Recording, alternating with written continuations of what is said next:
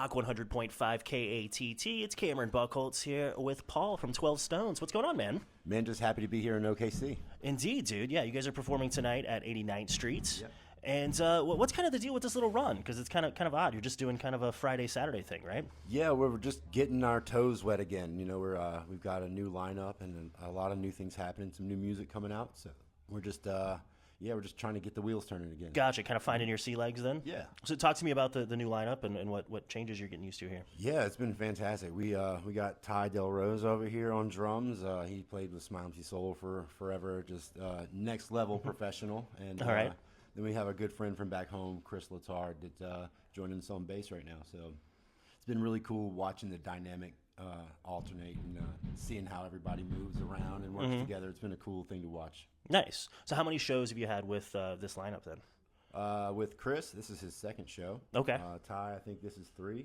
Yeah, third all show right, for Ty. nice. So, and the other two guys, John's been with me for like 10 years, and Richard's been with us less than 20 shows, I think, at this point.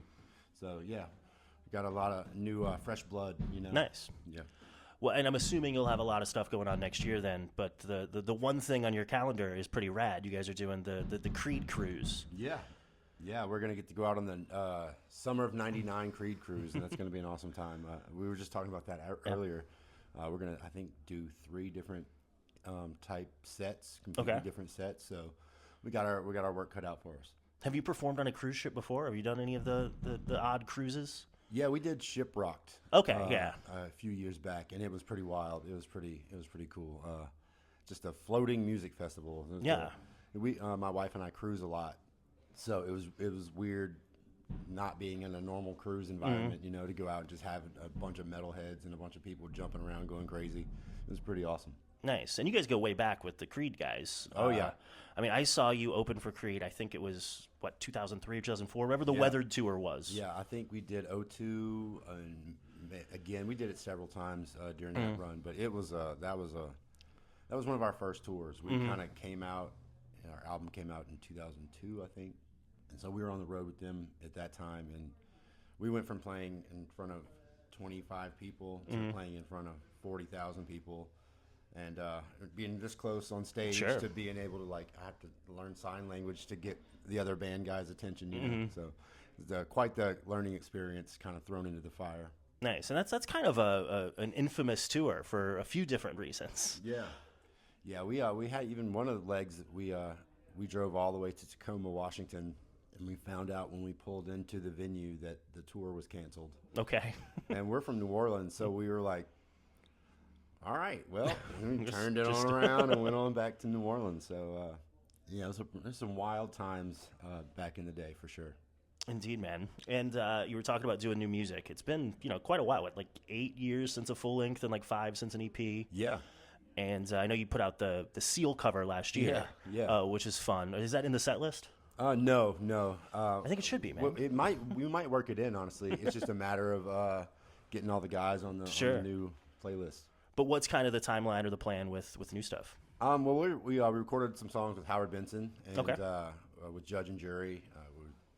Bobby Amaru from Saliva helped us get contacted, and we did some songs that were really great. We're really happy with them.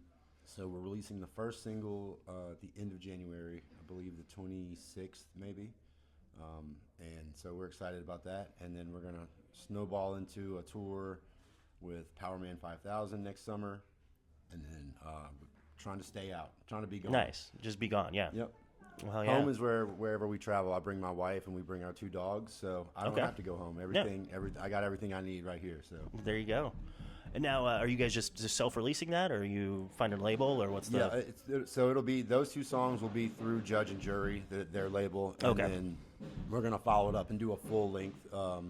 Kind of waterfall the singles out as we can, and that we will put out ourselves. Yeah.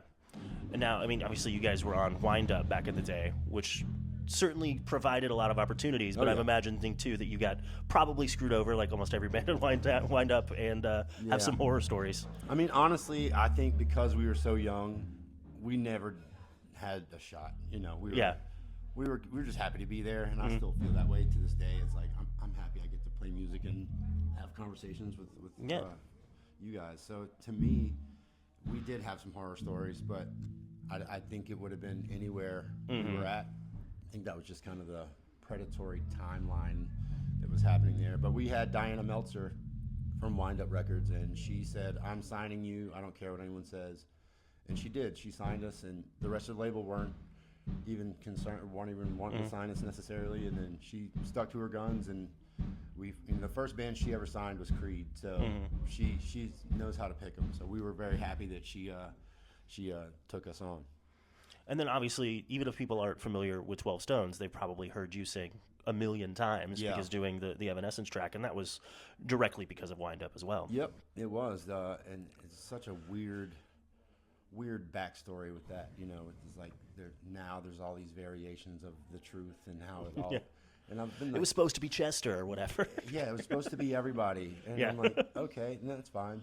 And it was also that I was part of some coup to overthrow the creative integrity of the band. And I'm like, dude, I was just a kid that was like excited to be invited, to the barbecue. You know what I mean? So it worked out pretty good though. I can't complain. It's I think it's been past 1 billion with a B streams, and just got to perform with them recently at Louder Than Life. And nice.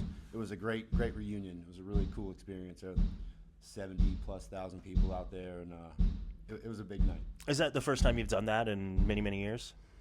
Yeah, I did it once in New Orleans when they came through, and once previously, maybe in 2013 or so, but I don't remember the exact date. But I've done it a couple times through the years, but this was definitely by far the biggest crowd and the biggest reaction. Nice. It's really cool. Well, hopefully you guys are wind up on more festivals together, and that can happen kind of more regularly. Yeah, we're just trying to, like I said, we're trying to get out there, and we're old school. We like to plug in and play, so let's get as loud as we can and try to give every bit of our energy while we're out there. And we always say 5 or 5,000. Just got to go out, and I want to leave feeling like I'm going to throw up. From giving all my energy. That's kind of my goal every show. So. Nice. We're going to try to put that to the test of the night and see if I can keep down this pizza we're about to order. You've got time. You don't go on until like 9:40, I saw. So you got some digestive time. Yeah, I got plenty of time. I'll go do some stretching and some heavy breathing or something. We'll be all right. But now you mentioned you like to just plug in and play. Does that mean you're primarily live? Because, in this day and age, there's a lot of bands live. that are, good. The only thing that we don't physically play is the intro to the show. And we have some ambient stuff in between a couple of songs. But anything that's happening, every vocal, every guitar, every drum hit is 100% organic, coming from the people that you're looking at. Yeah, because that's such a weird hot topic now of so many bands just not doing that. Our goal was always to never even record something for an album that we couldn't duplicate live. And one record label strayed us away from that for one album, and we had all these weird electronic elements kind of going on, and it just didn't feel right. It wasn't our heart. It wasn't how we wanted to play. So from that moment on, we just said no. And anything that we touch has just got to be something that we can do live, or it's not representing who we are. So I don't want people to buy a ticket expecting to hear something and then show up and be like, what is happening? Yeah. And I see that with a lot of artists right now. It's so easy to promote yourself with social media and to be good at making videos and stuff. But like, I want to see you do the work. I want to see you out here. I want to see you face to face and kind of see how you deliver. Yeah, it's a whole different thing. It's a challenge, and that's what I got a lot of respect for anybody that puts themselves out there and bears their artwork in any way. So I just want to see it. I want to see the true artists continue to thrive. Well, yeah, man. Well, Paul, thank you so much for the time. My pleasure, and stoked for the show tonight. Yes, thank you very much, man. Appreciate you. Indeed.